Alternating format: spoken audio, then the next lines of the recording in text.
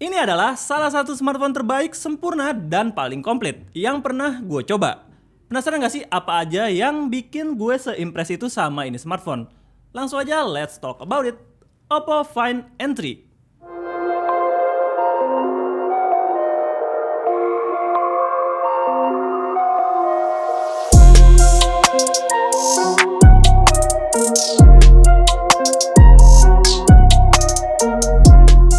Oke, alasan gue bilang terbaik, sempurna di intro tadi adalah karena ada beberapa hal di smartphone ini yang gak dimiliki smartphone foldable lain. Kayak setup kamera, ukuran layar, spesifikasi, dan experience penggunaan. Biar gue jelasin dulu nih satu-satu ya. Kayak yang kalian lihat nih, Oppo Find N3 ini merupakan smartphone foldable atau lipat yang sebenarnya secara looks dari depan kelihatan biasa aja. Tapi pas kita buka, tada, terdapat layar fleksibel yang ngubah smartphone ini jadi kayak tablet.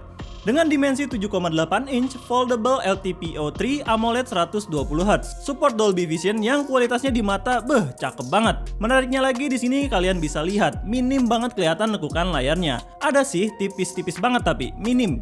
Sepenglihatan gue, lipatan layarnya ini baru kelihatan saat kita matiin smartphone ini. Dan emang harus detail perhatiin ke si layarnya, baru deh tuh kelihatan. Layar keduanya pun punya spek yang keren juga, dengan aspek rasio 20:9 yang bikin kita tuh kayak pakai HP biasa pada umumnya saat smartphone ini nggak dibuka. Ukurannya 6,3 inch LTPO3 AMOLED dengan peak brightness up to 2500 nits. Lanjut, ini preferensi gue ya. Jujur gue suka banget sama warna hitam gini dibanding yang warna putih. Karena di bagian belakang ini, Oppo kasih finishing ala kulit-kulit gitu ya, yang bikin smartphone ini bukan cuma kerasa eksklusif karena foldable, tapi premium juga dari sisi material bodinya. Modul kamera gede dan unik di tengahnya ini dengan logo Hasselblad-nya juga bikin smartphone ini punya feel kemewahan yang gua rasa nggak ada di smartphone foldable lain. Hal unik lain di bagian bodinya ialah terdapat tombol silent ala Apple yang Oppo namain Alert Slide, yang fungsinya untuk ubah mode silent di smartphone ini. Dan bisa kalian lihat kan, smartphone ini punya form factor yang cukup tipis saat dibuka, 5,8 mm doang cuy. Jadi kelihatan compact banget meskipun masuk di kelas foldable phone. Ngomongin foldable phone, meskipun smartphone ini bawa embel-embel HP lipat, ini tuh nggak menghalangi Oppo buat kasih baterai yang cukup normal di smartphone ini. 4805 mAh yang sejauh penggunaan gue cukup banget kok buat dipakai seharian sosial media, foto-foto, sesekali gaming dengan screen on time sekitar 6 jam penggunaan. Tapi tentu tiap orang kadang berbeda-beda skenarionya, beda experience daya tahan baterainya juga ya. Dan tenang aja, HP ini juga udah dilengkapi SuperVOOC flash charging 67 watt. Lanjut ke chipsetnya yang udah pakai Snapdragon 8 Gen 2 yang dikenal kenceng buat penggunaan apapun, mau gaming, harian, multitasking udah nyaman banget, nggak ada kendala.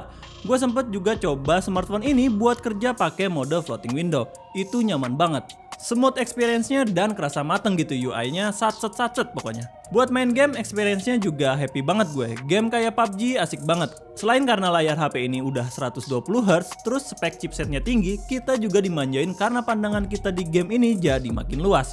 Tapi sayangnya itu baru di game tertentu doang. Beda hal sama game kayak Genshin Impact yang ternyata saat kita mainin di mode tablet gini, gambar yang kita dapetin pas mainin game ini kayak ke crop gini. Jadi saran gue kalau kalian mau main game-game kayak Genshin Impact yang belum segitunya optimize di Oppo Find N3 ini, maininnya pakai mode HP biasa aja. Lebih nyaman rasanya dengan aspek rasio 20:9. Dan meskipun pakai form factor foldable yang secara development rumitnya minta ampun, serumit hati dia ke kamu. Oppo masih ngasih smartphone ini dengan konfigurasi yang komplit kayak martabak 300 ribuan cuy. Ya, komplit banget cuy kameranya. Ada 48 megapiksel lensa utama, 48 megapiksel ultra wide lens, dan 64 megapiksel lensa periskop telefoto dengan 3 kali pembesaran optikal. Sementara untuk kamera depan yang ada di cover screen 32 megapiksel kamera resolusinya, serta kamera depan yang ada di bagian dalam merupakan 20 megapiksel selfie kamera. Kualitas kameranya, cakep banget. Kita ngomongin kamera utama belakangnya dulu ya. Detailnya cakep banget. Warna langit, hijau dedaunan itu kelihatan perfect banget cuy. Ditambah lagi dynamic range-nya pas komposisinya. nggak berlebihan serta punya tone warna yang bisa dengan mudah dinikmatin mata tanpa perlu editing setelah kita take foto. Low lightnya juga cakep banget. Ini salah satu HP yang saat gue foto low light dia nggak berusaha buat bikin hasil foto seterang mungkin, tapi senatural mungkin dengan tetap mempertahankan keadaan gelap di titik-titik tertentu biar kondisi malamnya ya beneran berasa, dan minim noise kok. Lensa ultrawide-nya juga oke kok ternyata. Detailnya berasa nggak kayak kamera ultrawide di smartphone lain yang kadang kualitasnya nih timpang banget sama si kamera utamanya. Terus buat hasil kamera dari periskop telefoto lensnya keren banget, nggak ada obat. Buat pakai foto potret rapi dan detailnya dapet. Deep of field-nya juga tanpa kita atur manual udah pinter, jadi bisa hasilin foto bokeh yang enak dipandang mata. Itu tadi kalau foto, gimana nih kalau videonya? Berikut hasilnya. Dan ini hasil perekaman kamera belakang ketika gua lagi jalan ya di stasiun MRT Blok A kalau nggak salah. Stabil ya. Padahal ini udah pakai settingan tertinggi 4K.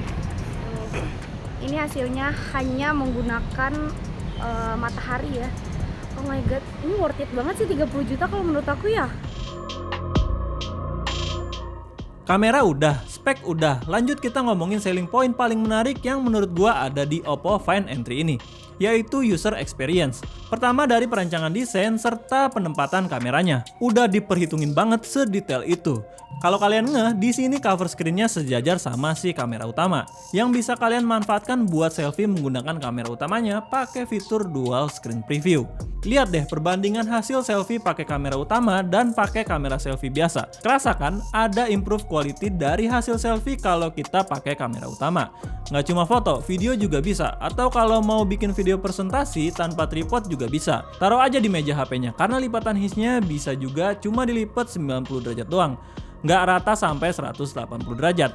Dan nomor 2, adanya cover screen yang dirancang dengan dimensi layar HP pada umumnya juga jadi nilai plus. Karena cover screen-nya akhirnya bisa lebih berguna buat kita pakai gitu loh. Kita nggak perlu sesering itu untuk buka layar foldable-nya kalau buat penggunaan casual, buka notif ataupun balesin chat dari simpenan gitu kan. Sorry, pokoknya nggak perlu serepot itu buat buka layar foldable-nya. Buat gue, foldable display ini akan kepake banget saat kerja. Bikin skrip sambil lihat referensi ataupun nonton Netflix yang butuh layar gede biar puas gitu kan. Jadi lebih fleksibel penggunaannya secara langsung ya. Nice experience lah pokoknya.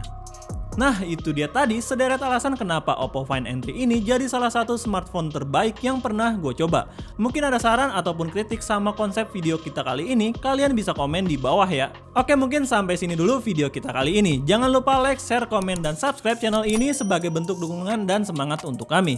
Kunjungi juga pemchannel.com agar dapat melihat perkembangan teknologi khususnya di bidang IT. Jangan lupa join Discord server kami dan follow sosial media kami di kolom deskripsi. Sekian dulu gue Zul, sampai jumpa di video selanjutnya. Bye-bye!